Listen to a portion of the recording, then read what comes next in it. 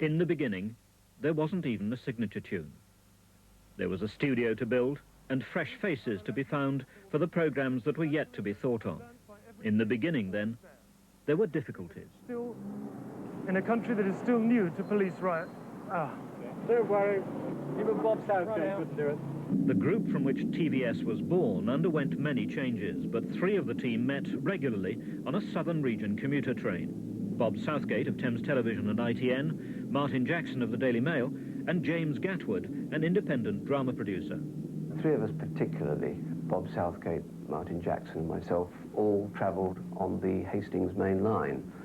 And it occurred that more often than not we all caught the 9:25, and very often we would meet in one particular compartment, and a board meeting, so-called, would be instituted. Trains played an increasingly large part in our lives in those early days because it was the only place we could all of us meet together. After all, we had our day jobs to do. We were very much the unknowns. We knew right from the beginning there were only 12 people that we had to impress. They were the members of the IBA, and that's what we aimed for. Britain is divided into 15 ITV regions. The IBA decide who is to provide television in these regions at regular intervals of between 6 and 8 years. The Gatwood group decided to go for the southern region. They lived there. They believed southern television were vulnerable.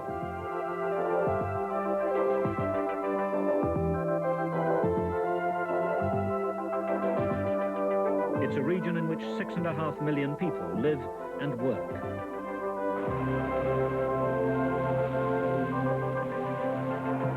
Why was Southern Television so vulnerable that 6 other groups, including Gatwood's, pressed their claims to the IBA? Peter Fiddick of The Guardian newspaper.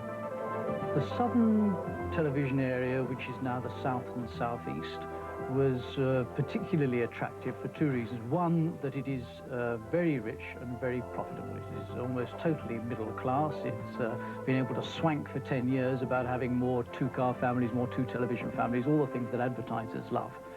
And the other reason for it being attractive was that undoubtedly the incumbent Southern Television appeared vulnerable because of their share structure.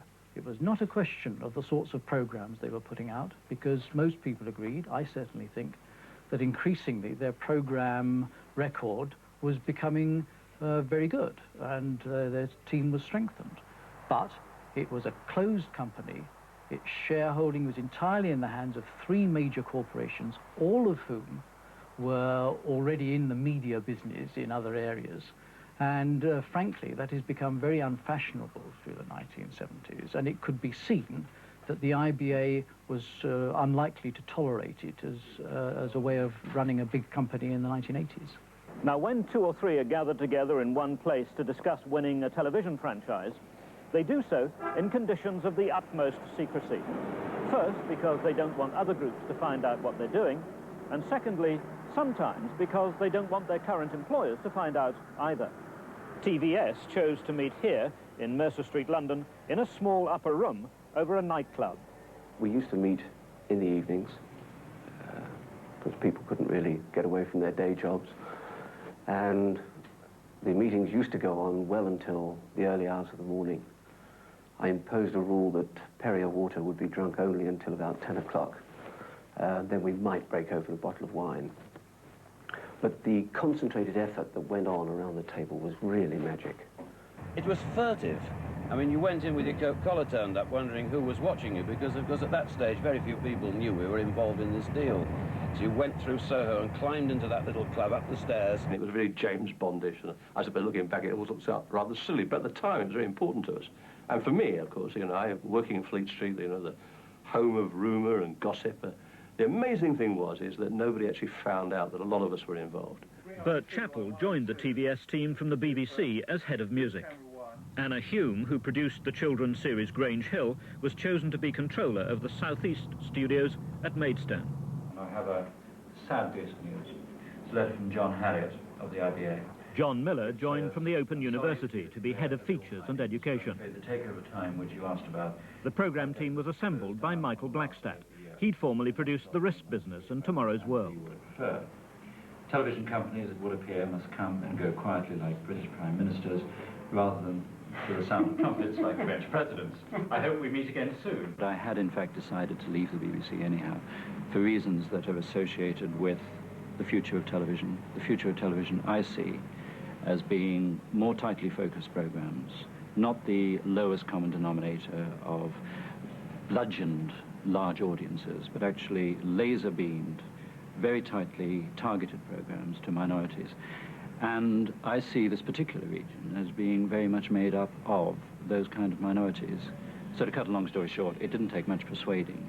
Here was somebody who said, let's make programs of the kind you were going to make anyhow. That was it. The IBA announced their decision on December 28th.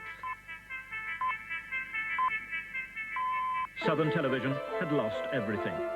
Even to their own surprise, TVS had beaten their 7 rivals and won outright.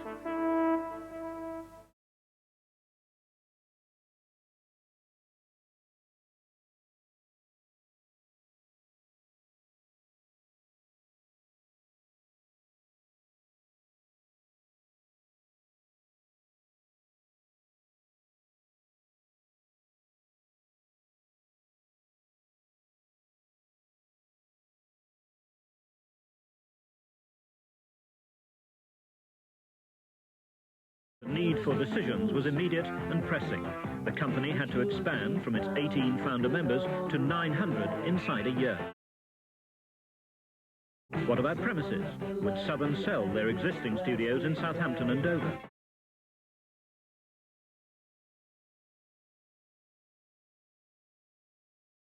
How would Southern staff respond to the change? Were there facilities to support the programme's plan? And only a year in which to find all the answers. It would be 6 months before even the London office was ready. Half the year gone. Do you think it's a fair system? I think it's a very peculiar way to run an industry, but it is actually a very peculiar industry. If you get into it, you're being allowed a slice of a very profitable public monopoly.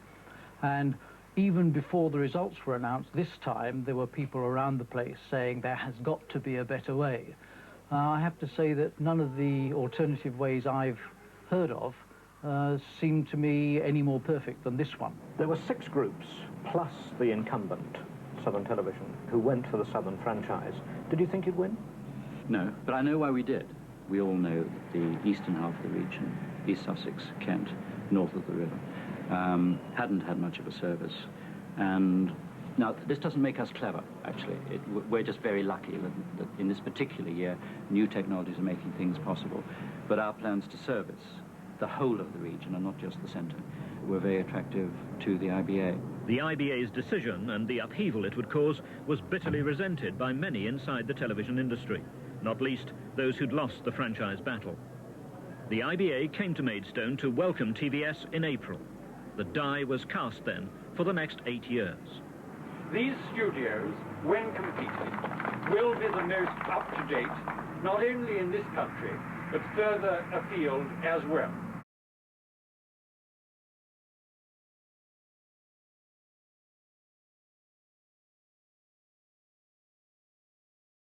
By May, the site for the new Maidstone studio was being levelled and cleared. It would cost £17 million. It would create roughly 200 new jobs.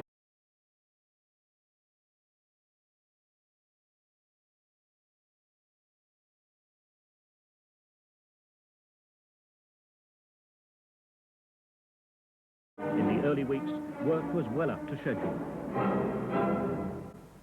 Unlike some other projects.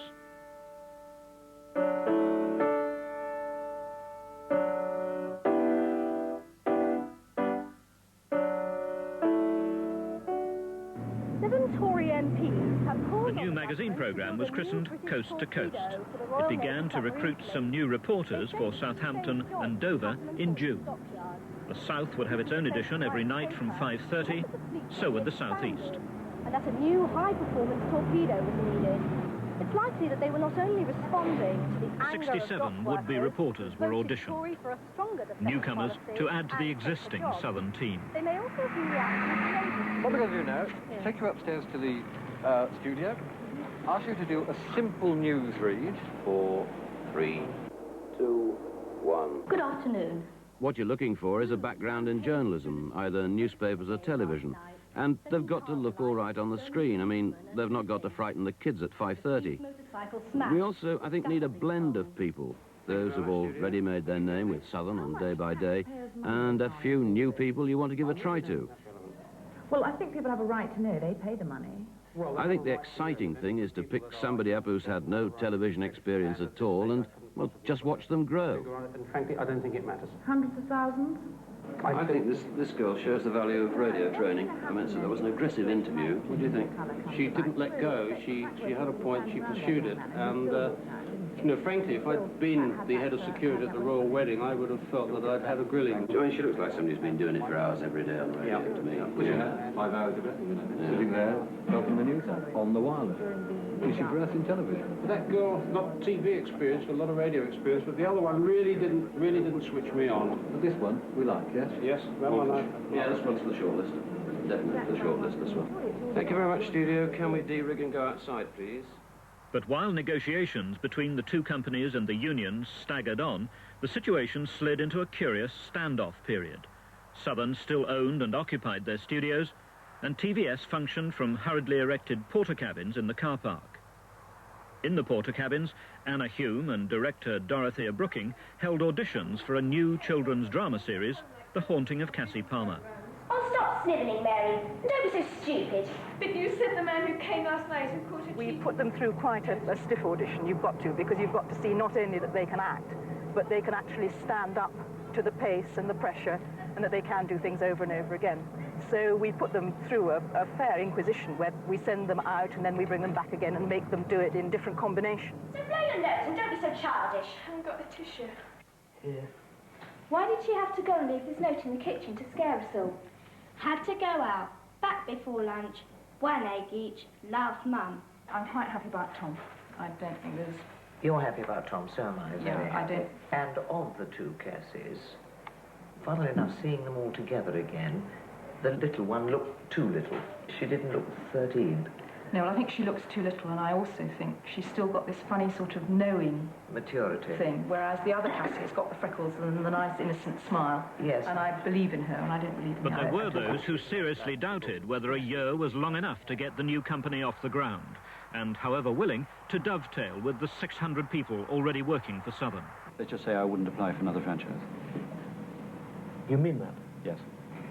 I really, if I look back at the whole of the build-up year and all the uncertainties and the fact that when you were building your program promises, you were doing it as much to convince yourselves, you know, you weren't working in a context where the real world was crowding in on you. And then, bang, all the realities. And the realities are slightly worse than I would ever have dreamt, even in my worst days. Could Liz look up to 1 for me? But the two companies eventually reached agreement. TVS would buy Southern studios and equipment, and in the last 7 months of the year, TVS would pay to produce programs in Southern studios, working with Southern staff. Bert Chappell. Liz Robertson, as you can see, is a particularly attractive artist, and it's marvellous working with her. We've also had Alan Lerner, her husband, who is now, they're both resident in this country. Alan, as you know, has written more successful and superb musicals than I think anybody else ever. We're also very lucky because we've got very established groups, the Glyndebourne tradition, for example, the Bournemouth Symphony Orchestra, the Bournemouth Sinfonietta. On top of that, there are immense numbers of rock groups, artists, Andre Previn, Kiri Takanawa, all sorts of people, Julian Bream, who live in this area. I think it's a very exciting time, and I look forward enormously to expanding the music output, which has always been good, and we just want to make it wider and better. It's a show I first performed in Chichester for a Sunday concert, and Bert Chappell came down to see it, and he asked if I would do it as a special, and I was thrilled. So therefore, it's basically songs that I've always wanted to sing, as opposed to other people giving me songs to sing. One is for platform 2 called Bearthread, Hollingbourne, Harrietsham, Lennon, Charing, And there were meetings. In fact, there were meetings about meetings in Southampton, London and Maidstone. TVS bought the old Plaza Cinema in Gillingham, which had closed in 1980. It would become a studio for the first series of an afternoon programme, not for women only. Presumably we're going to bring audiences not just from this area. Well, I would hope not. I think we initially we might need to do that, but I think the important thing is the show, when it divides, when Maidstone's finished, then we will need to do the show out of both Maidstone and Southampton. But to begin with, therefore, this has got to reflect the whole of the region. For Miller and producer David Pick, 52 afternoon programmes to plan for the first year. Well, I looked at the audience, the available audience figures that our research people threw up, and it struck me that 25% of the available audience at 2 o'clock in the afternoon is male, varying ages, not just retired people, but shift workers, unemployed, people who are at home for one reason or another. And we really needed to do a show that didn't exclude 1/4 of the audience. But it's difficult to think, looking around this place now, that we'll have a studio in here, let alone room for a creche. Well, it's got to happen in January, isn't it? And it's going to be a wonderful size and shape. There's a number of new studios I've looked at which are too small. You can't get people in. And I think this gives us scope to do almost anything we want. It's certainly big enough. Much of the new electronic equipment was ordered from British companies. The cameras were built at Link Electronics in Hampshire. TVS Director of Engineering, Graham Shaw. We talked to all of our camera operators, and what you have to have in a studio is a cameraman's camera. And this is the only camera that is manufactured, in our opinion, in the world, which is a cameraman's camera. Having decided to buy British, how many jobs do you think that this, £1 million order will make? It makes, in terms of the total order of the microwave link vehicles, all of the installation of Maidstone, 50-man jobs for 1 year. This is not the first time, by any means, that you've been responsible for building a large new television studio. The one that you're building at Maidstone is costing, what, £17 million? About £17 million. And you can usually foresee most of the problems that are going to occur. Safety margins are built into our basic program, so you always leave enough in your basic program to take care of those things that are act of God, if you like, that we can't predict. And you need a lot of luck. Instead of a uniform layer of rock that one anticipated shallow level, in actual fact, whether the rock has had large fissures in it or there hasn't been any at all, we've come across Fuller's earth, which has got to come out, and completely upset the programme, really. You brought in the last studio you built, Yorkshire, I think, on time. Yes. Are you going to bring this one in on time? Yes, of course. No doubts? No doubts at all. Absolutely on time. I'll come back to you next October.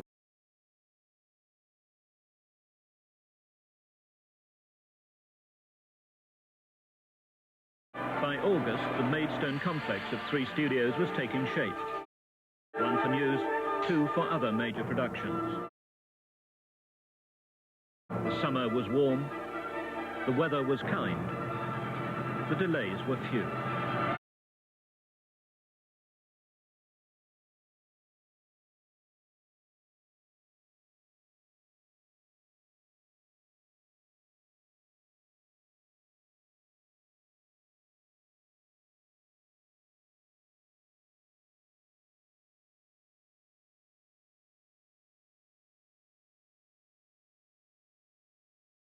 Head of programmes in the new studio would be Anna Hume.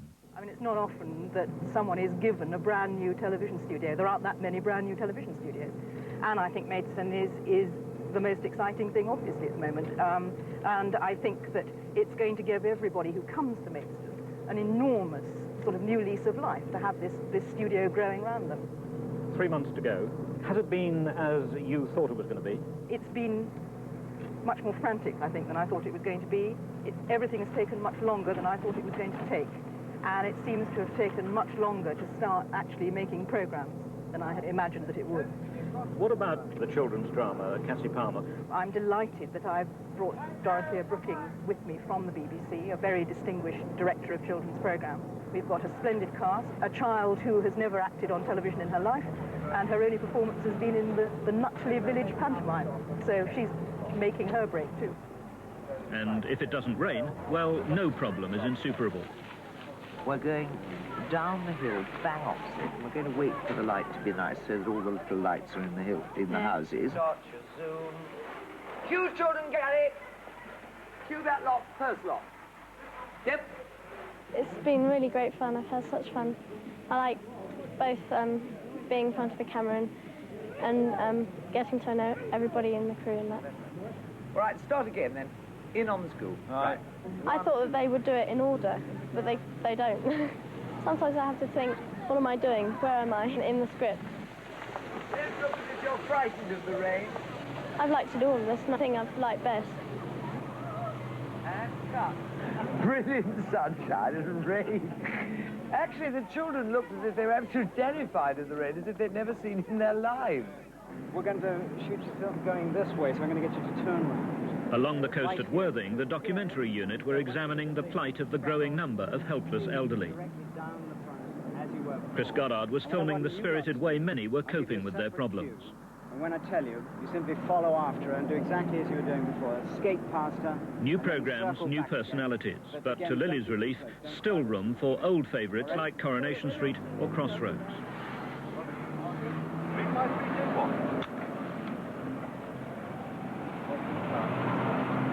Have you found that it's been a tiring experience? No, rather exciting.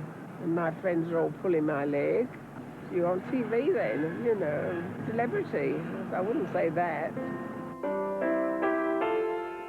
Many projects were approaching their climax.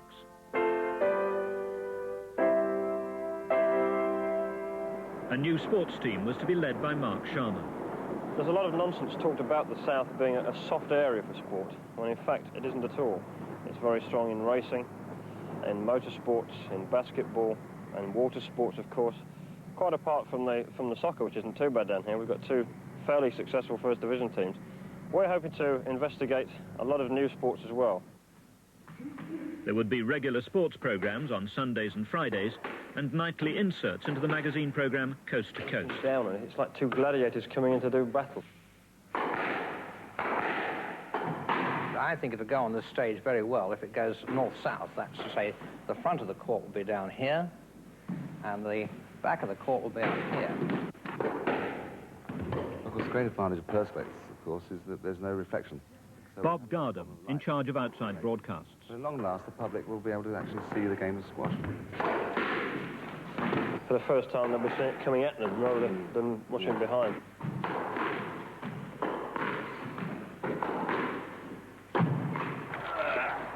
One, two, three.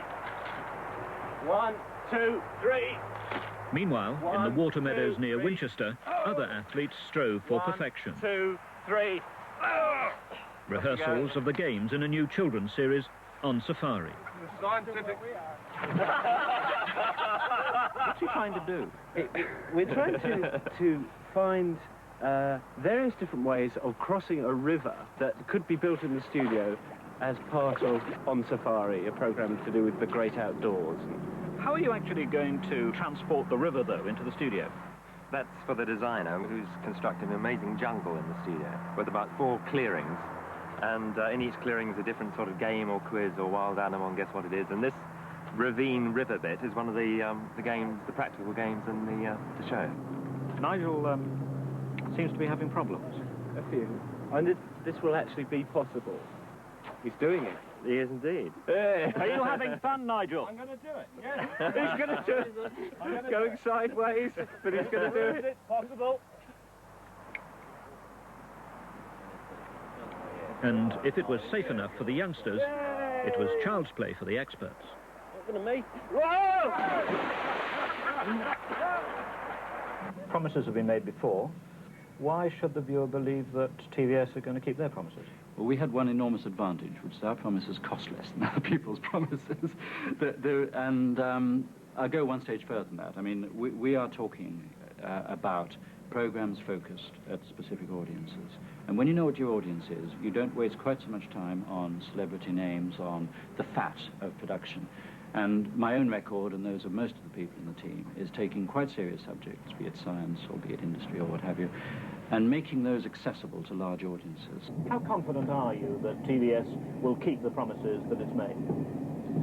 I'm reasonably confident. I mean, perhaps it's inevitable that in some respects we might have oversold ourselves a little. I hope not too much. I think what you're going to see almost immediately as an improvement, particularly in the news service, I think if you were to expect spectacular results immediately, you'd be disappointed. You're not talking about cake tomorrow? No, there'll be plenty of jam today.